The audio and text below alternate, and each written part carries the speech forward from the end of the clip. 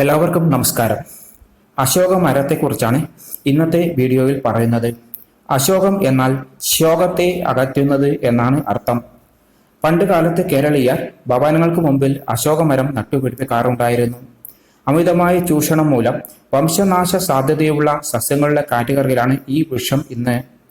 ഭാരതീയ ഇതിഹാസമായ രാമായണത്തിൽ രാവണൻ സീതാദേവിയെ ബലമായി പിടിച്ചുകൊണ്ടുപോയി അശോകവനത്തിൽ പാർപ്പിച്ചു എന്നാണ് പറയുന്നത്.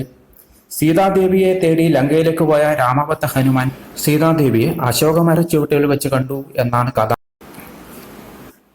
ഗൗതമ ബുദ്ധൻ ജനിച്ചതും ജൈനമത സ്ഥാപകനായ വർദ്ധമാന മഹാവീരൻ നിർവ്വാണം പ്രാപിച്ചതും അശോകമര ചുവട്ടിലാണെന്ന് വിശ്വസിക്കുന്നു.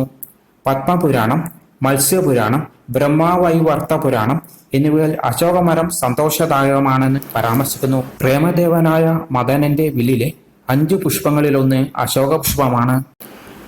അശോകമരത്തിന്റെ പുഷ്പങ്ങളിൽ നിന്ന് വേർതിരിച്ചെടുക്കുന്ന ഫ്ലേവനോയിഡ് എന്ന ഘടകത്തിന് ത്വക്കിലുണ്ടാകുന്ന അർബുദത്തെ തടയാൻ കഴിയുമോ എന്ന കാര്യത്തിൽ ശാസ്ത്രീയ പഠനങ്ങൾ നടക്കുന്നുണ്ട്.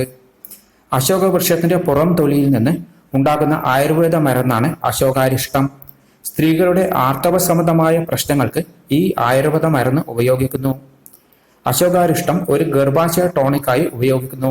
ഒരു ആയുർവേദ ഡോക്ടറുടെ നിർദ്ദേശപ്രകാരം മാത്രമേ ഈ ആയുർവേദ മരുന്ന് ഉപയോഗിക്കാവൂ.